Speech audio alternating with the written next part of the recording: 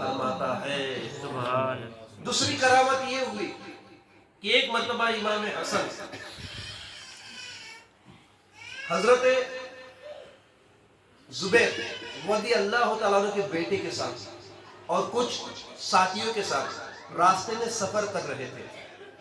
جب تھک گئے تو سواری سے اتر کر ایک باغ میں تھوڑا آرام کیا، اور وہ باغ تھا کھجور کا۔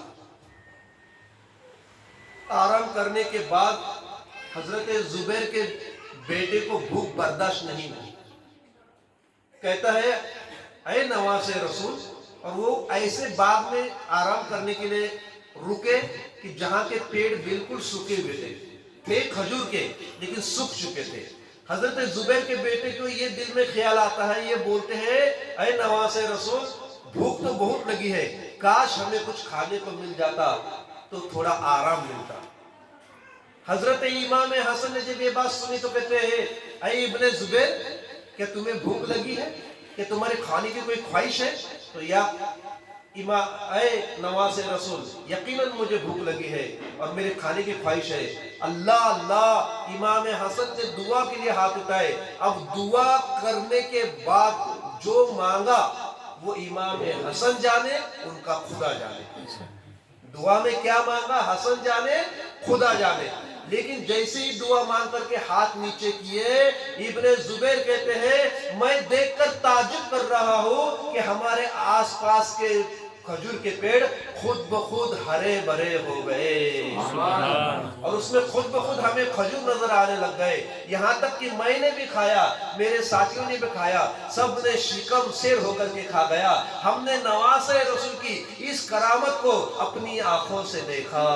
سبحان وہ امام حسن ہے جن کی زندگی اللہ اور اس کے رسول صلی اللہ علیہ وسلم کے بتائے ہوئے طریقے پر آپ نے زندگی گزاری، آپ کی زندگی اس طرح کٹی۔ اور امام حسن رضی اللہ تعالی عنہ ان کا آخری جب ایام آیا تو آپ کو زہر دیا گیا، یہ آپ نے سنا ہوگا، لیکن ایک مرتبہ نہیں، 5 مرتبہ زہر دیا، ناکام رہے، 6ٹھی مرتبہ زہر دیا، پھر وہ زہر اثر کیا۔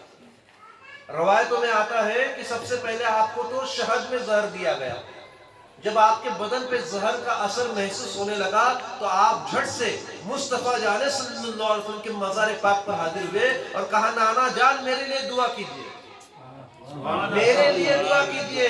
یہاں سے ہمیں عقیدہ ملتا ہے کہ رسول کی بارگاہ میں جانا، ان سے دعا کرانا امام حسن کی سنت ہے۔ باقی صحابہ کی تو ہے ہی ہے، لیکن خاص نواز رسول کی بھی سنت ہے۔ نانا جان ہمارے لیے دعا کیجئے۔ اب اللہ کے رسول نے کیا دعا نہیں کی ہوگی؟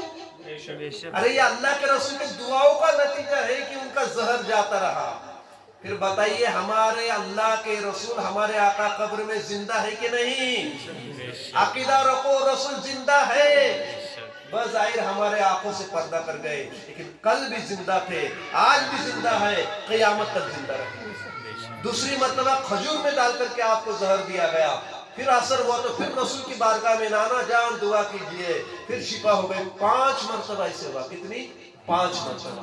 6ٹھی مرتبہ جو آپ کو زہر دیا گیا وہ بڑا ہی ظالم اور سخت تھا، اور ایسا دیا گیا کہ یہ جو ہیرا ہوتا ہے نا، ہیرا، اس کی کنی جو پست ہے وہ ہیرا کی کنی میں یعنی کانچ میں ملا کر کے آپ کی جو پانی پینے کی سرائی تھی اس پانی کی سرائی میں ڈال دیا گیا۔